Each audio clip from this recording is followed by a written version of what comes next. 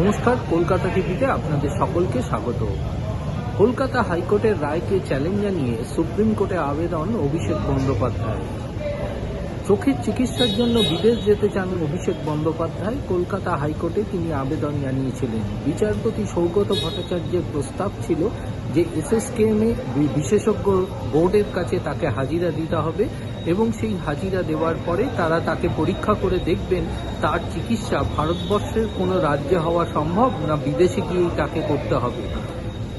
পরবর্তীকালে সেই board Kolkata হাইকোর্টকে report দেবে, তার প্রেক্ষিতেই বিচারপতি সৌগত ভট্টাচার্য সিদ্ধান্ত গ্রহণ করবেন। কিন্তু বিচারপতি সৌগত ভট্টাচার্যের এই প্রস্তাবকে মানতে রাজি নন অভিষেক বন্দ্যোপাধ্যায়। ফলে বিচারপতি সৌগত ভট্টাচার্য চোখের চিকিৎসার জন্য বিদেশ যাওয়ার অভিষেক বন্দ্যোপাধ্যায়ের আবেদনকে খারিজ করে দিয়েছিলেন। সেই রায়কেই চ্যালেঞ্জ জানিয়ে সুপ্রিম কোর্টে আবেদন জানিয়েছে অভিষেক বন্দ্যোপাধ্যায়। প্রধান বিচারপতির এজলাসে এই আবেদনে তার মূল দাবি হচ্ছে যে চিকিৎসা সম্পূর্ণ ব্যক্তিগত পছন্দের উপরে নির্ভর করে যে কোন ব্যক্তি কাকে দিয়ে চিকিৎসা করাবে। সুতরাং এমত অবস্থায় আদালতের চাপিয়ে দেওয়া চিকিৎসা ব্যবস্থার উপরে তিনি কখনোই সহমত পোষণ করতে পারেন না।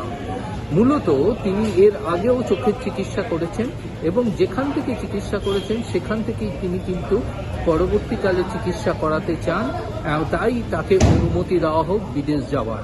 এমনটাই দাবি নিয়ে সুপ্রিম কোর্টের দ্বারস্থ হলেন অভিষেক বন্দ্যোপাধ্যায়। যে মামলার শুনানি হবে সুপ্রিম কোর্টের সিদ্ধান্তের ওপরেই নির্ভর করবে অভিষেক বন্দ্যোপাধ্যায় চোখের চিকিৎসার জন্য বিদেশ যাত্রা।